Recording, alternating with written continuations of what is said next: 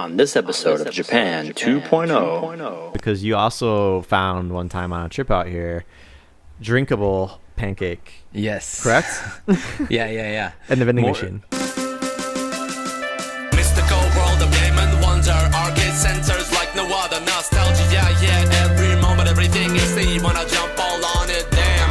Walking through these halls, my childhood is written on these walls. I breathe the air deep down, I know this place is where I belong. My destiny, my wildest dream, my fantasy, my inspiration and my energy. Everything up to this point, this place has led me, yeah. There's a place that's better, my fascination can't go on forever. So real, like a faded meeting with a friend who knew straight from beginning.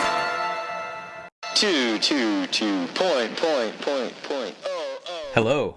Welcome to Japan 2.0, one of your favorite podcasts about Japan and Japanese life, and from two foreigners living in Japan and experiencing Japanese life firsthand. That's right. And when you ask people, what do you think of when you think of Japan? The first thing that comes to everyone's mind is bread. Would you agree, Matt? Or pan, should I say? Yeah. Bread, I think it's not, one of the things that people think about when we talk about, Japanese cuisine. But bread is a very important part of the Japanese diet. That's right. And, I think it's, again, living in a place that is a little more international maybe than where we both grew up. You get exposed to a lot of different kinds of bread types, and not everything necessarily is originally Japanese that we get out here. I think we get a lot more kind of European breads than at least I was used to living in the Midwest in America. And then Japan has their own take and their own creations on things as well. So, there's all these kind of different categories of bread here, and just the prevalence of bakeries are really, really high. I think you would ask someone, in a land of rice, where you're eating rice with every meal, I guess I feel there's some kind of like competition between rice and bread, or people's allegiance to either or. Sometimes people are rice people, sometimes people are bread people more. And I kind of find it a fun conversation starter. Like, if you could only have one, what would you choose? So let's start that way. If you could only have bread products or rice products in your life, what would you choose? Oh, that's easy for me. I'd choose bread all the way. Because bread can encompass, I'm the same way. Yeah. It can encompass so many things, right? Like, you couldn't have pizza without bread. Yeah, you can't. You can't have donuts without bread. And, I know later on in the podcast we'll get into that a little bit more. But yeah, you could get savory breads. And I love savory bread. And cheese bread and all sorts of things that, are delicious. And, yeah, rice, I love rice. But if I had to live without it, and or vice versa, I would choose bread anytime. Right. And I think because of that, if you're concerned about your health, at all, you can't indulge in both as much as you want. And for me, it's easier to cut back on rice than it is bread living here. Like, if I'm gonna make some kind of don, like a bowl on top of rice, I'll just take a really small, for Japanese people, they'll laugh at me a lot how small my portion of rice is, because I want the rice there as like a vessel to get the protein, into your mouth or your body. But so I recognize the necessity of it, but it's hard for me to cut back on eating like a good croissant or something in the morning. So I often will really cut back on rice. But to Japanese people, it is not a meal unless there is rice. So for me, the kind of famous food example of going out with Japanese friends, this was very similar when we lived in Korea too. I loved like sandwiches. To me, sandwich is a really solid lunch. It's one of the best lunches you can get. And I remember going out to like a sandwich shop with my friends, and they just said like, "Oh, it was good, but I'm still hungry after." I was like, "Really?" That was like a hearty sandwich. They're like, "Yeah, it's like a snack though. It's not a meal." I was like, "Really? No, a sandwich is a solid meal. Like, yeah, you might want a side, like a salad, and we had a side, And yeah. Like, no, and that was like when I really found out, like, oh, what they're saying is there's no rice, Yeah. And it doesn't constitute as a meal unless there's rice there often in Japan. Even pizza sometimes is kind of considered as like a snack here.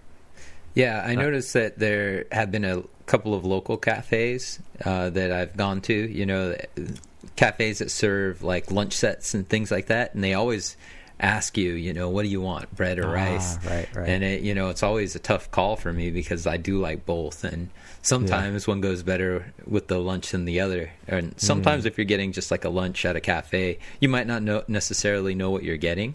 It could be curry. It could be, if you get the lunch special. So, yeah, I mean it's a good comparison. For me, the bread that they offer for free for those kind of lunch sets is never really that good. It's never enough, is it? Yeah, it's like stale, and it's not the best representation of what Japanese bread can be. Mm-hmm. And maybe we'll get it. I'll kind of just say this now. It'll be a good transition, but like, I think people are really divided on Japanese bread. Mm-hmm. This conversation is kind of we first started when we were featured on the Made in Japan podcast. So if you missed that one, I'll go back and check out the Made in Japan podcast. It's a podcast ran by a guy named Mel, and he just podcasts with people who are doing things in Japan, making things in Japan. We were on there as podcasters, but he has musicians on there and artists on there, people who are making things with their hands. Anyway, he thought we talk about donuts and bread products a lot, and I guess it really hadn't dawned on us. And we almost thought while doing this episode, have we done one on bread before? I think we just talk about it a lot, but we've never just dedicated a whole episode to it. So we've gone into some of these things most recently on that Made in Japan podcast with Mel. But what I said on there, but I think it's important that I think foreigners are really divided on bread in Japan. I've heard a lot of hate on the bread here, just saying like, man, I miss bread back home. It's just nothing but white bread here. You can't get like healthy bread, whole wheat bread. And then I've heard other people saying like, oh my gosh, the bread in Japan is just totally amazing. And I'm definitely somewhere in the middle of those two. I think you have to really categorize breads, For me, sandwich bread, for example, is not good here. Yeah, there are high highs for sure and low lows. So right. I think the high is that the quality of the bread is usually very high. The variety of the bread can be low, Yeah, that's right. Yeah, so if you like white bread, you'll be in heaven. The white bread is terrific. Yeah, it's almost like I've always suspected that there's mochi in the bread here, and standard bread. Obviously, there's many types of bread, but like in the standard bread, the kind of white bread that you get here, because it almost has like a mochi consistency to it. And the fresher it is, the more of that mochi feeling there is in there. The chewy softness. Yes, very soft and chewy and doughy, and it's like almost like a cheat to make it seem more fresh than it is. I feel like those qualities we associate with the fresh bread. It could be, I mean, mochi flour is available at any supermarket, so you could find it. And people make donuts out of mochi and pastries out of mochi, so that's right. So it definitely is a possible. If anyone knows does Japanese baking, if they do use like a rice-based powder, a mochi in there, write us and let us know, because it's been a big mystery of me. It's probably the thing I could find out if I wanted to, but it doesn't keep me up at night. But yeah, I think for some people, sandwich bread is, if you don't like Wonder Bread, you don't like white bread, it can be tough. And you can find things that look like they're wheat here, but it's generally just brown. It's not actually like a whole 100% whole wheat, Yeah. Like the pumpernickels and all those types of things. You famously like sourdough. What was the... we thought there was no sourdough really here, but we found out it just has a different name, right? Champagne. Yeah, I think that's how you pronounce it. It almost looks like champagne. Yeah. And that goes back to Japan being a very international place, more so than the Midwest, where I grew up, because they would use the French name for it. Yeah, and I probably butchered that, by the way. It looks a little different too, yeah. so we saw it around a lot. And I was like, that doesn't quite look like sourdough, because again, it's like the French way of doing it. And it was actually, I think, my wife who it dawned on her, and she mentioned it. Yeah. You still have to go to like a high-end place to find that. Yeah, that's a bakery usually in a department store or a specialty place. Like I'm very fortunate. I live near a cafe that actually has a small bakery attached to it, and they do the campagne breads there. And I've talked with the owner, who's spent a lot of time in Canada, and he brought the master yeast or whatever from the States. So one of the reasons why the mother dough, that's what it is. Yeah. So they actually have the yeast there, and they use that to make their bread, and their bread's very good. Well, yeah, we should talk about that, the prevalence of bakeries in general. I lived in a town in the States that, I've lived in a couple places, but the most comparable to where I live here in Japan, my hometown was also about the same size. And I don't think we had a bakery. You could go to the grocery store, and obviously there's a little bake section at the major grocery store there. But I don't think in our town we had just a sole-based bakery. Or even like the cafes that I knew of, the baked goods are always like brought in from somewhere else, I feel like, pre-made kind of thing. Okay. Where in my town of that same size here, we have a dedicated bakery and a couple cafes that are making like bread-based things in-house, you know? Yeah. How about you in your area? Do you find there's more bakeries here per capita than back in California? I mean, not really. In California, we have a lot of bakeries, and you have a lot of bakeries from different parts of the world. So, we had a lot of Mexican delis and Mexican bakeries. And we also had like bakeries where you could just get cakes, and then there were the donuts, and so there are a lot of bakeries where I'm from, and you could find a bakery, pretty easily. Okay. Pretty much everywhere I've lived, there's been a bakery that you could just walk into and buy some pan, actually, some melon pan, because in Mexico they have pan dulce, which is basically like, it's basically the same thing as melon pan. It's just pink. No way. Yeah. I thought melon pan was very original here. Well, no, you could get it in Mexico. You could get it in California. No Easy. way. Yeah. Oh, wow. Yeah, that's amazing to hear, because like when you go to department stores here, which department stores are kind of like a way of life out in Japan. If you don't know, they're always connected to like subway stations, and it's a little bit different from back home. But I would say within the average department store, you got like 5 to 10 bakeries. Oh, so within many, there. yeah. And that to me is insane, and I can't imagine much outside of Asia like that, where you just have 5 bakeries in one building or 10 bakeries in one building. Almost every major department store has like a food. It's like it's not a food court. It's more like a takeout deli. Yeah, right? There's nowhere really to eat it, right? You have to take it out. There's small stalls that specialize in particular foods, and baked goods are one of those. Yeah. And you're gonna find places that do loaves of bread, and sometimes they're in cool shapes. Like at one of the department stores near us, they have a cat mold, so all their baked goods come out like a loaf of bread that looks like a cat. And then but then there's always baguettes and white bread and croissants and those other pastries.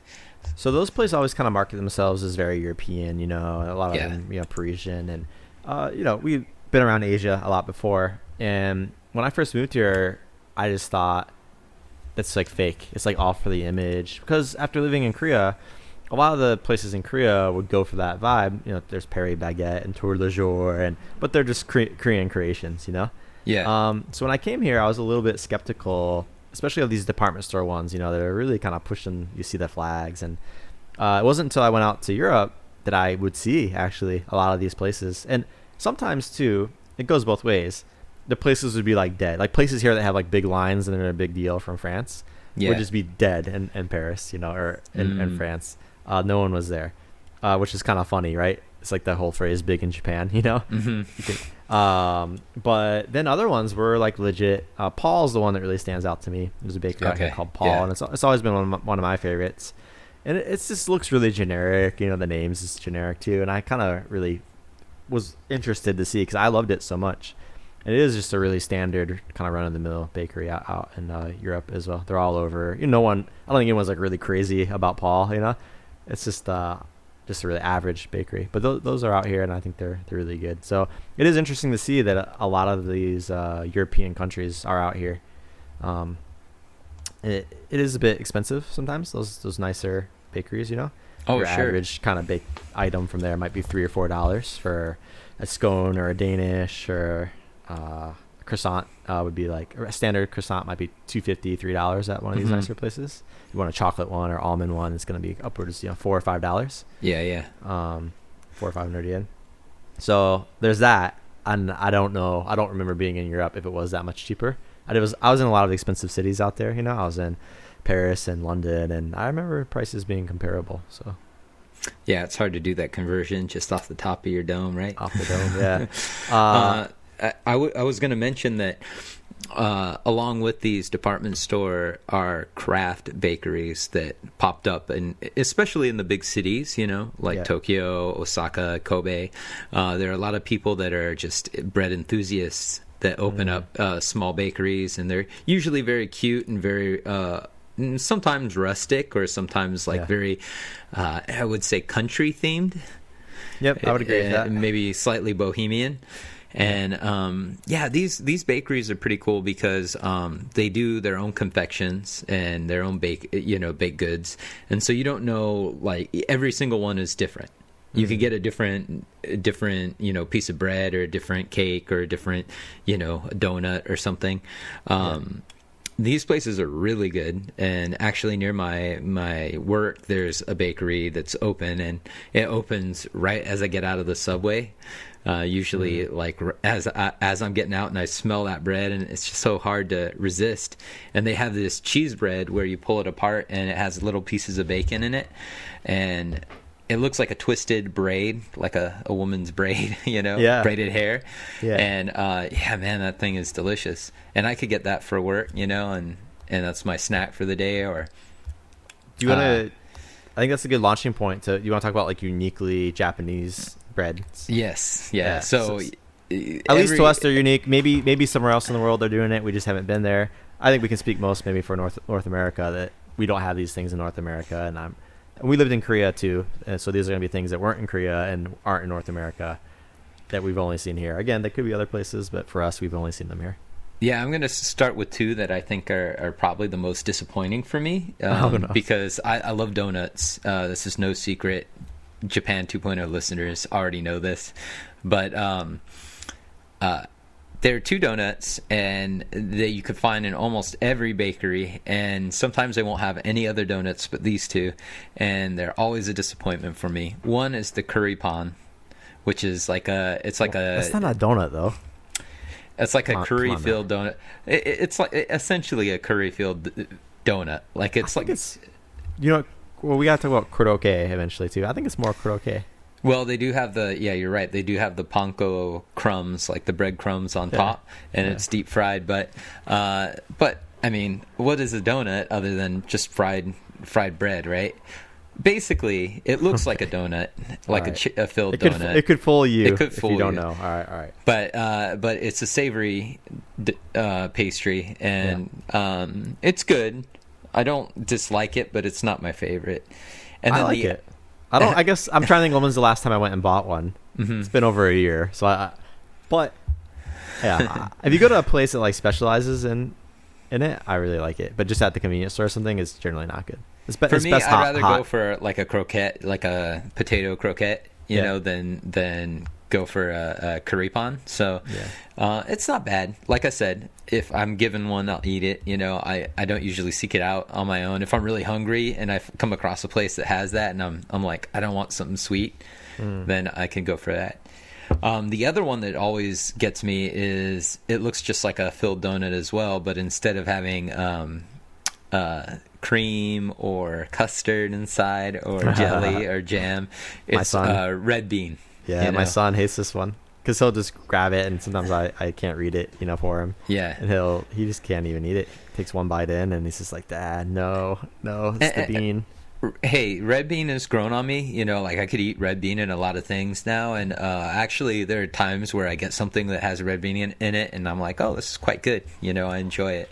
But the Azuki bomb, you don't see it coming. But in a donut or a pastry, like, it's not the right fit. I could do it in mochi, like a mochi rice, sticky rice, confection, but right. Yeah, but in the donut, no, it's just a disappointment. Yeah, I would totally agree with that one more. I like the curry pan. Maybe you've not had the right curry pan. Next time you come out here, I'll take you to the one bakery I have in town. They do a really good curry pan. Well, if you get it fresh, I know it's a lot better. And usually I get it and the curry's cold inside, and I want that curry piping hot. That's right. Yeah, I do warm it up when I get home. That's smart. Yeah. Korokke, we kind of talked about a bit. I used to have a whole korokke shop. I think it's still there. They're great. For me, a cheese korokke. Korokke is they're out in Korea too. So I guess this isn't totally unique to Japan. But croquette? Is it croquette or I don't know. Croquette. Croquette is the game, isn't it? Yeah. Croquette is the food? I'm not sure. Croquette. All right, croquette. Yeah, you go to a place that specializes in it, it's like a different ball game than just getting it at the convenience store or something. Amazing. There's a cheese one, a ham one, and it's like 100 yen. It's really cheap, and it really fill you up.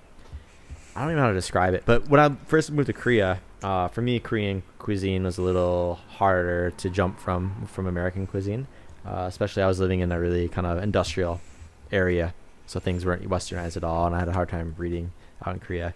I pretty much lived off the croquettes. I would eat one a day because it was just a very familiar taste, but something new at the same time. Deep fried. It's like deep fried and has hams and cheeses and things in it.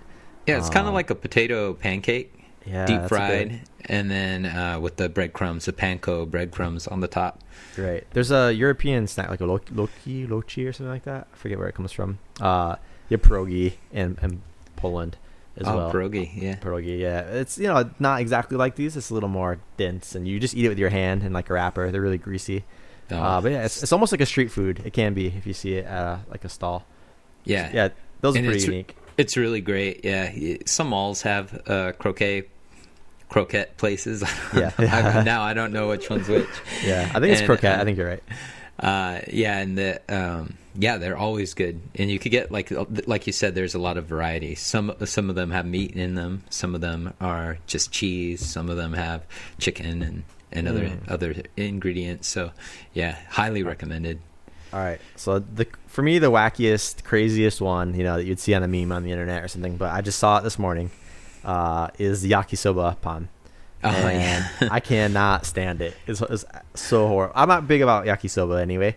But yeah, there's this fried bread. It's like a hot pocket. Maybe it's a Japanese hot pocket, except that it's not always hot. And it has yakisoba in it, and then it has bonito flakes often, not always, but often on the outside. Yeah, it's like a half circle kind of shape. Fold it over. I think I've only tried it once as a mistake, but it's kind of very divided. My class about 2 or 3 months ago actually was talking about it, and they were like half of them loved it, half of them was like ripping on the other half. Yeah, it's very strange to get all those carbo loaded foods and put them together, right? That's something we were bringing up, was like this carbs on carbs. Have you tried it? You know what? I don't know if I've ever had it. There's so many different types of like filled breads. So I mean, there's the yakisoba, but they also oftentimes cut open the bread and put in like cheese and mushrooms, or we were talking about egg, cheese, bacon. So I always go for those over the yakisoba pan. So yeah, I probably never have had it. I like yakisoba, actually. Yakisoba. Not regularly, but semi-regularly. Right, so I don't mind it at all, but the put in bread was a little much. あんパンにはあんこが入ってる。メロンパンにはメロンが入ってない。All right. Yeah. We got any other uniquely Japanese ones? Well, I will say UFO pan is very popular. Have you had UFO pan before? I don't think so. Maybe I don't know by the name. Melon pan and UFO pan are kind of the two standards that you have in every Japanese bakery. Melon pan looks like a turtle shell. It's got like a cracked cookie crust on top of just like a loaf of sweetened bread. And it's very good with coffee. If you get a good melon pan, it's great. Very sweet. Very sweet. Always the same. Like no matter where you go, there very rarely, changes to it. It's the standard. It's a standard. It's a classic. People love it. UFO pan is a little different because it looks more like a dome with a rim around it, and that's why they call it UFO pan. It looks like a UFO. Yeah. And on the inside is usually whipped cream, and it's typically the same bread as melon pan, I think, but it's just the crust is slightly different. Okay. Yeah, I've had that. The cream to me isn't the best. I mean, the standard, maybe there's some really good places or whatever. Yeah. But Japan does cream, custards and whipped cream really well. For whatever reason, the one inside there to me is always like not very good. I think that what they do is they probably mix it with Crisco so it lasts longer, it doesn't spoil or it doesn't melt. Okay. Whipped cream, if you just used like heavy whipped cream, it would melt if you don't add something to it. So usually that's why people, cakes typically have that shortening or Crisco in it. Yeah. Okay. Ice cream melon pan is my favorite way to have it. I'm not crazy about melon pan. I've never had ice cream yet, but you can get the ice cream inserted inside. or sometimes they'll sandwich them together. A lot of times it's like little stalls at Matsuri and stuff will do it. And something about, I know ice cream is very sugary too, but typically out here ice cream actually is a little more creamy than it is sugary, I find. And ice cream kind of helps cut the like really sugary taste of the creaminess of it is really good. Speaking of breads filled with cream inside, there's a particular shoe, Choux is how you spell it, but it's pronounced like shoe, like on your foot. Again, very European-based snack. Chain that we like, which is called Beard Papa. Beard Papa. Yeah, Beard Papa is a franchise that does shoes, and they're like the McDonald's of shoes, I suppose. Lots of different varieties. You can get chocolate ones, but yeah, basically it's a shoe. Which actually shoes in general to me aren't really the best consistency. Again, it has to be really, really fresh and really good. Otherwise, it can kind of taste a little cardboardy, like I don't know, dry and not that soft. But anyway, Beard Papa does it well, and it's actually only like 20% the shoe, and they really fill the inside a lot. With custard. It's very heavy. And then when they're together, they do go nicely together, those consistencies. But yeah, for Matt and I, one of our first kind of things we bonded over when we first met out in Korea was we both liked Beard Papa, and the name is just so good. Yeah, Beard Papa is, an important part of my history. We had one in California on Sattel Avenue, and while I was at school, I used to walk over there. It was like a 30-minute walk, but I used to get there, shoe cream and a coffee, and I was just loving my life, And since I've moved here, I don't go quite as often as I like, just because gonna say, I know it's one of those things that we think you do all the time, and then when you live here, they're not actually that easy to find, right? Oh, I got a number in my neighborhood. Okay. Actually, every mall around me has one. But so why don't you go? The reason why I don't go is I often get there and I've already eaten like some sweets or some snacks, and my diet, I can't just overdo it. I'm probably already overdoing it, Typically it's near a restaurant or some other place that I go to for something special, and so then you have to make a make that choice. Like, what am I going to get today? Am I going to get a donut, or am I going to get Beard Papa? And and however, whenever I walk by one, man, the smell of the Beard Papas is so good that it does make me wish I had one. Right. Beard Papa is also another place that does like the specialty flavors. Yeah. So if you're really into like the specialty Kit Kats and stuff, Beard Papa will every green season tea, they have green tea, Sakura, strawberry, caramel, and all sorts of Oreo. They had Oreo recently, which was probably pretty good. So I highly recommend Beard Papa. That's right. Another one that's not necessarily that unique, but I've never seen it done exactly like this. And this is like a convenience store special. I've never seen it actually bakery do it. I would like to go to a specialty place. But for me, it's a pancake. It's like this pancake bread. And I was misreading the label when I first came here. And it was one of those things where it tells you how many calories are in it, how many grams of fat. And then you have to, multiply it by 2 because there's 2 in there. But I wasn't able to read this is only serving size is 1 pancake. I thought it was for the whole thing. Yeah. So I used to eat those. They're so good. It basically has the margarine, the syrup smashed in between the 2 pancakes, and it's like a cookie size.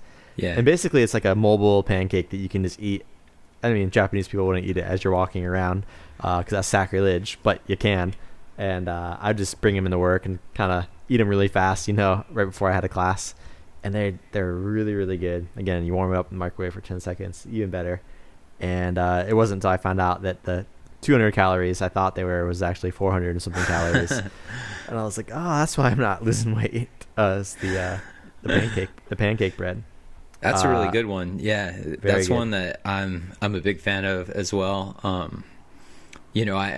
I don't know if I ever told you, but back in the day I had this dream of going to see Mount Fuji and eating pancakes. Like, it's an actual dream I had once. Yeah. Where I was eating pancakes. This is a famous Matt story. I don't think we've talked about it on the air though. So. Oh, okay. Well, I'll get into it now. That's totally been a dream of mine to eat pancakes and see with a view of Mount Fuji. And I've almost done it. I kind of did it. So, I did end up going to Mount Fuji. I was in Shizuoka Prefecture, and I could see Mount Fuji, and the only pancake I could find was one filled with red bean.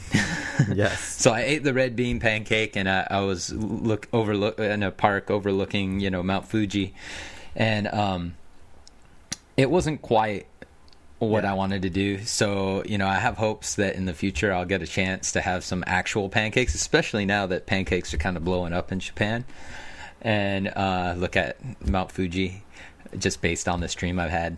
Yeah, I used to get, I think that dream is slightly misconstrued because you also found one time on a trip out here, drinkable pancake, Yes. correct? Yeah. In the vending Mor- machine.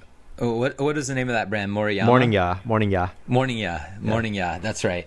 And they used to have a pancake in a can, and it was just like a pancake drink. It was kind of like a latte, but it had a pancake flavor and everything. It was Did it taste like syrup? I imagine was it just tastes delicious. like maple syrup. very sweet. I think Yeah. now if I had it, I would be like, it's a little too sweet, but. My wife and I spent our first, we were here for a year before Matt, and we would just spend like all of our time searching for that for him. We wanted to buy it for him, Yeah. We really gave it our all, and we've never seen it. I think it was a very limited item, but It must have been limited because, other than that one trip, I've never seen it again. yeah, we have to talk about pancakes a little bit more too. I'm not really into it, but there's a whole pancake scene here. It's kind of died off. It was kind of the bubble tea before bubble tea thing. Yeah. It was a bit of basically, a fad.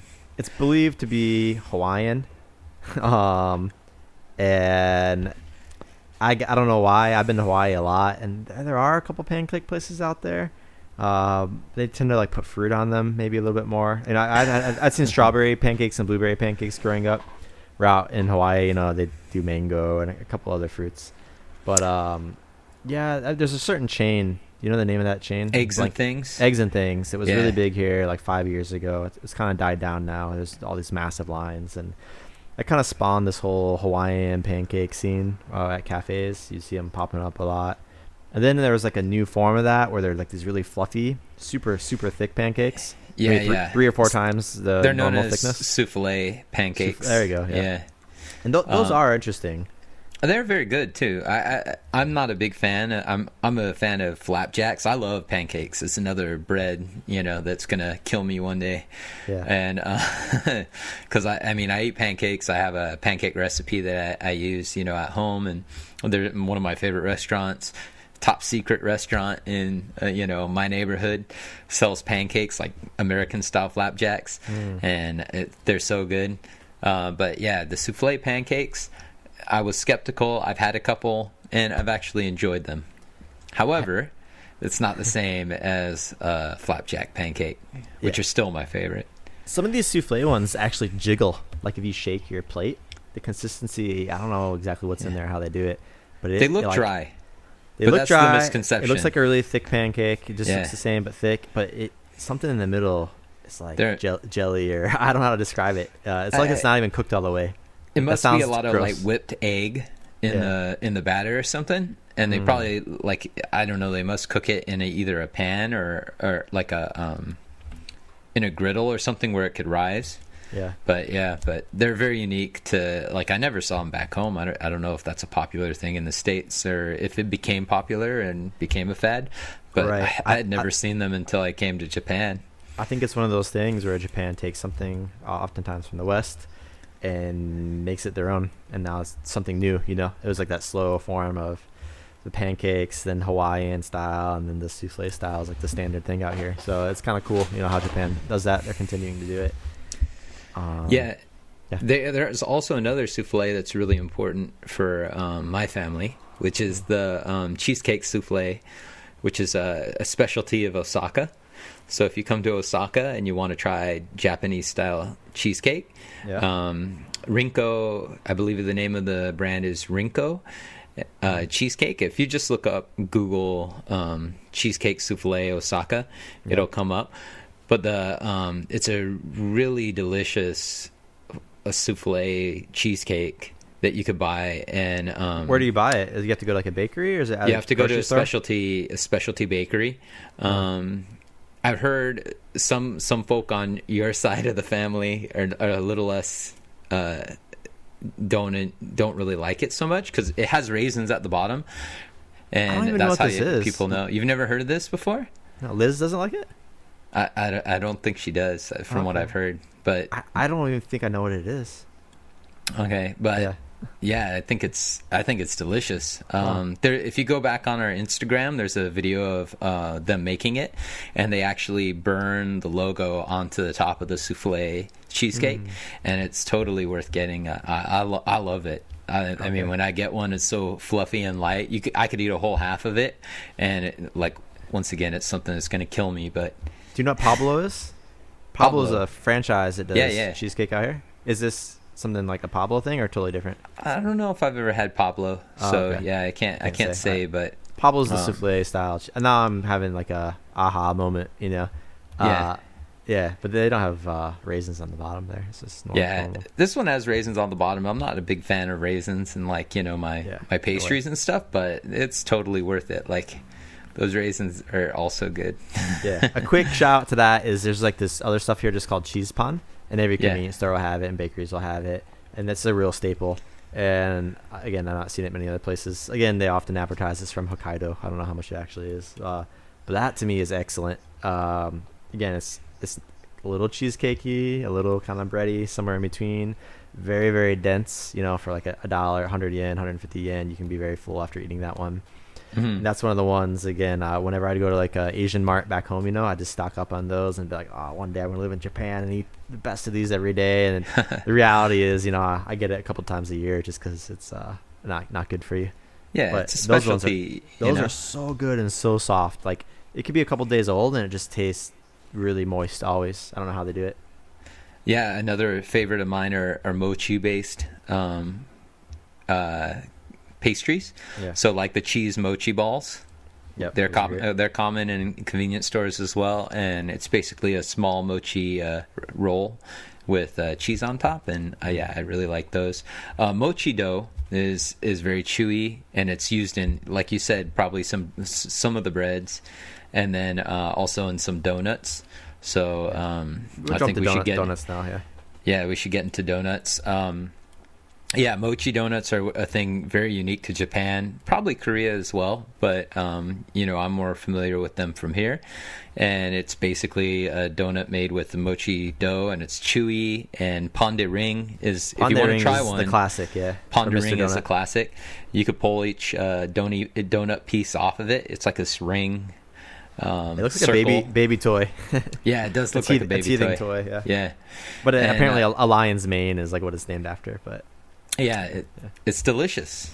Yeah, I really like the I've grown to like it. At first, I thought the texture was a little off and it was a little too chewy. But I really love them now, and they're really cheap. You know, it's like the cheapest donut you can get at Mr. Donut.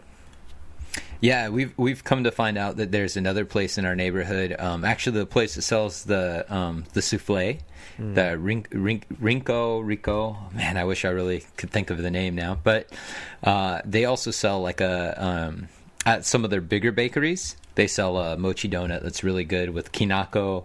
It's basically like a famous Kyoto sugar made from. What is kinako made from? Is it like acorns or something? I don't know. Yeah, it's good though. It's dry. It's very good. Yeah, it's almost like a nutty, like a peanut buttery flavor. Yeah. And so, yeah, we've been buying donuts from them now, and they've been really good. So mochi donuts, awesome. Yeah. There are a couple of donut specialty places, mostly in Tokyo, where you could get some really good donuts. We talked about Good Town extensively on the show before, but that's our favorite spot out there. Good Town. If you're in Tokyo, definitely go to Good Town. Give them some business. They're vegan donuts. I know I'm not a vegan, so usually I hear vegan and I'm like, I don't know, it doesn't sound that great. But their vegan donuts are just as good as their non-vegan donuts, and everything that they do is great. Yeah, some of the classics there are like a lemonade donut.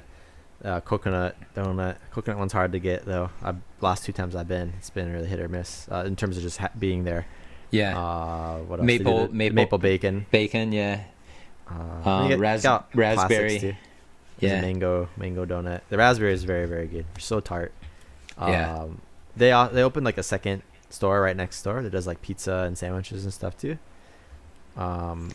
We were able to get those out in Kyoto, but no longer. So yeah, you got to be out in Harajuku to find those. Yeah, man, that's one of the big disappointments of 2020. You know, coronavirus. But we have a rival, you know, I don't know who's necessarily doing it first or whatever, but There's a place out in Osaka, right?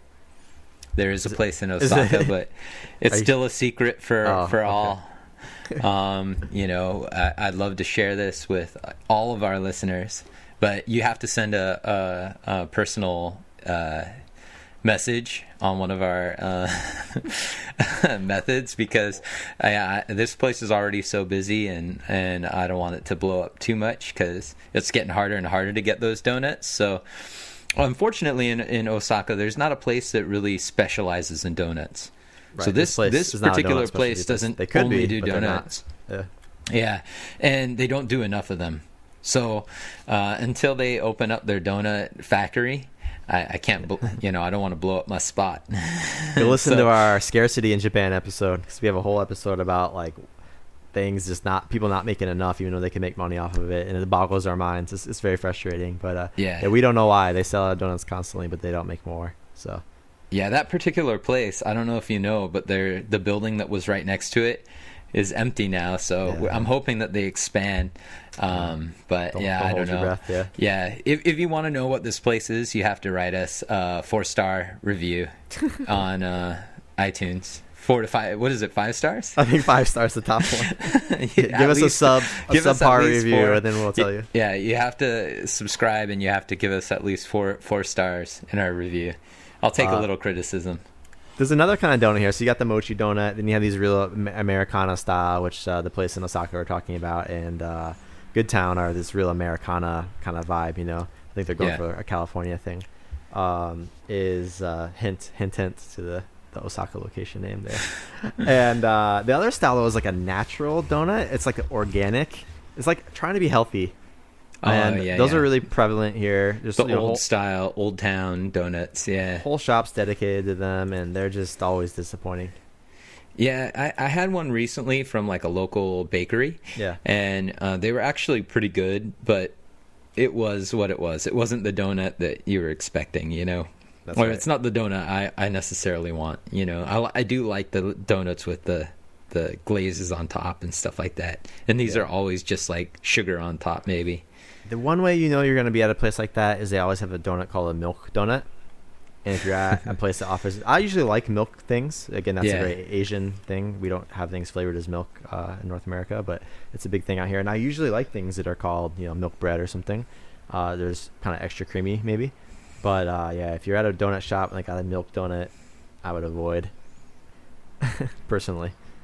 Yeah. They're dry. Usually dry, not that sweet. Not worth it, yeah. Yeah, there's a healthier place called Floresta. That might be one of the places you're talking about. It is. And actually, I find their donuts. Some of their donuts are pretty good. But you're not gonna eat that and be like, oh yeah, Japanese donuts are good. Like, you might be like, oh, that's an interesting donut I've never had before. Yeah, it'll do in a pinch. It's not like yeast raised donuts, which are definitely my favorite. And actually, donuts at the convenience stores are getting a lot better. Yep, usually they're more like old-fashioned donuts or cake-based donuts, but those are usually pretty good. So, if you do really need a donut fix and you're in Japan, go with a conveni donut. Yep. All right, man. I think I'm running out of bread things. You got any, I thought maybe one of the last things we could do would be like our favorite, like a place you want to shout out people to go to, kind of local spot. Off the Japan 2.0 style. I got one, so in case you need to think about it. Yeah, no, I got one in my neighborhood, so it's kind of a place. It's a little bit out of the way, but it's a place called The Market. Okay. I mentioned them earlier. They're the one that does Campanyu, the sourdough bread. Yeah. And The Market's great. Yeah, it's in, I guess, Abeno, Osaka. Mm-hmm. And Abeno is like a small town next to Tennoji where there's a lot of malls and stuff. Yeah, it's the largest building in Japan, so it's not that small. Yeah, the tallest building. The Harakas building, which is the largest building in Japan, or the tallest building. Yeah. And this place is a little bit off the beaten path, but it's totally worth it. Their lunch is delicious.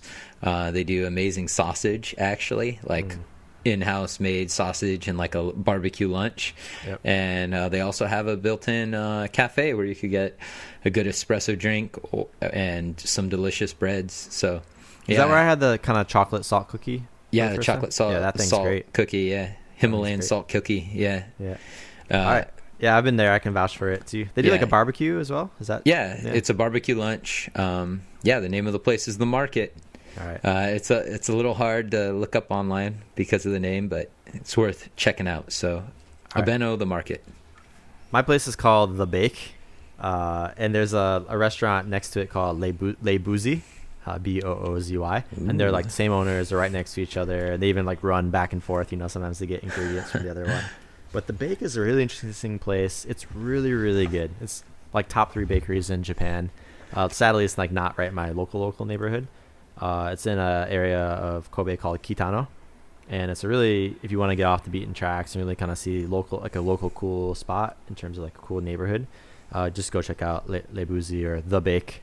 But yeah, basically it's set up where you get a tray and you get these little tongs and go grab your things, which is kind of the standard bakery experience. But oftentimes you can like sit there and actually eat the food too. They have like an open window. It's very kind of hip, artisanal, European looking. And then like at nighttime, it kind of even turns into like a bar. And there's like a self you just grab out of a fridge. You grab your own drinks, and they do kind of like more high end food. It can be a little pricey, but they have like an all you can eat bread thing. So it's this specialty bakery with the normal spread with 20, 30 breads sitting out there, and you pay like $20. And there's a big vat of butter. Like real butter, not margarine, and you just like scoop off your own butter and just kind of like help yourself. And it's like kind of a cool, they're playing like good music and stuff. It's like it looks like a block party because it kind of spills out into the street, the seating, and but it's all based around breads, and at nighttime they bring in a little more meat. But it's a really cool place. It's kind of like sounds awesome. Upscale bakery, and I think that place really holds its own with like American or European style. They don't do many very unique Japanese breads there. They kind of are really trying to do more, of a Western style. But that's one of the places I'll say will hold its own, with Paris or places out in Europe that I've been to. So, yeah, check out The Bake. Yeah, sounds super cool. I gotta bring you there sometime. Yeah. I definitely want to check it out. Anyway, I think that's kind of a wrap, right? That's right. Thank you for listening to Japan 2.0. You can find us all over the internet at Japan 2.0, just spell out point. And then if you want to leave us, subscribe and leave us a 5-star review to get our secret spots. Yeah, definitely put in your email address or something and ask for the secret spot, and I'll send you that info. And then thanks for listening.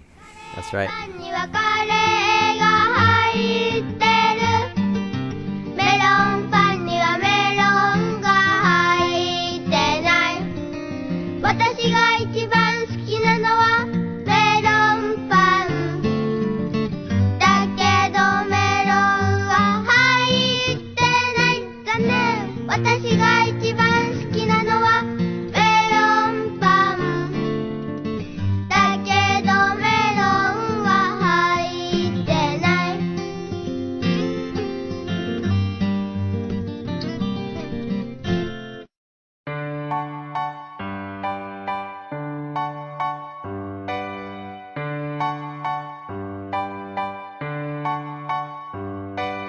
ちょっとくらい痛くされても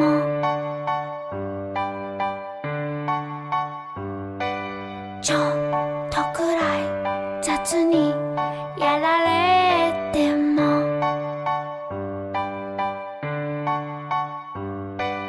おいしいパンになるために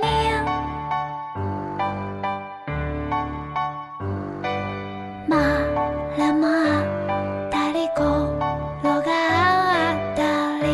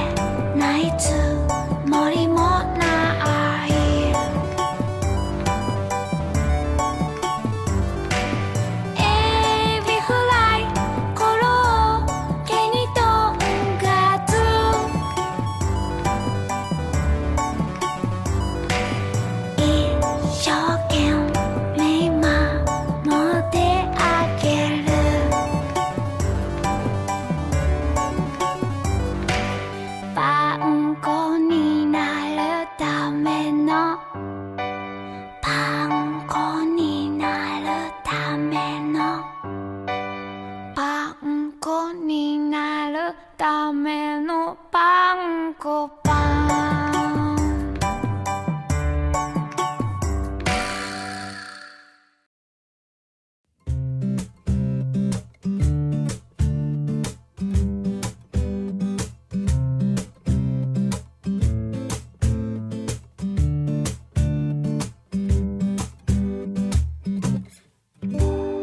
朝ごはんにはこんがり食パン、おやつに食べたいメロンパン。喧嘩しないでは結構アンパン、仲間に入れてね蒸しパン。気合を入れるぞカレーパン、何挟もうかなコッペパン。噛むほど甘いお米粉パン、奥が深いのだしおパン。朝寝坊だ遅刻しちゃいそう、食パン加えて走り出す。あそこの角を曲がったら、私の素敵な王子様とか現れちゃうかな。パンパンパンパンパンナッフル、パクパクパクパクおいしいな。ご飯ももちろん素敵だよ、でもサクサクふんわりパン食べよ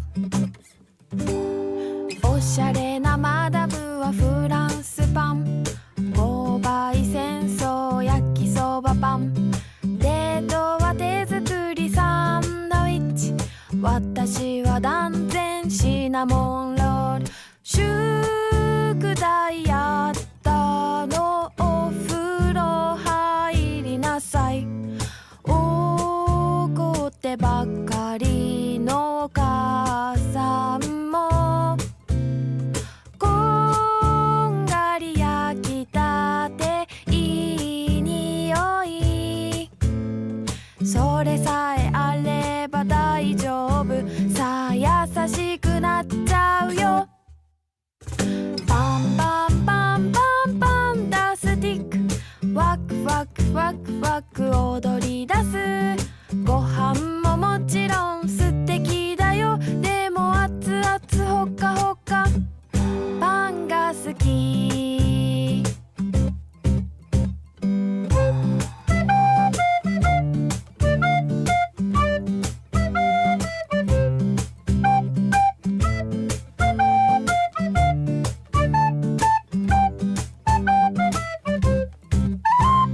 大好きだったあの子に振られて、涙がぽつり悲しくても、一口かじればいつの間にかお花畑にいるみたい、ほら笑顔になるよ。パンパンパンパンパンナッフル、パクパクパクパクおいしいな。ご飯ももちろん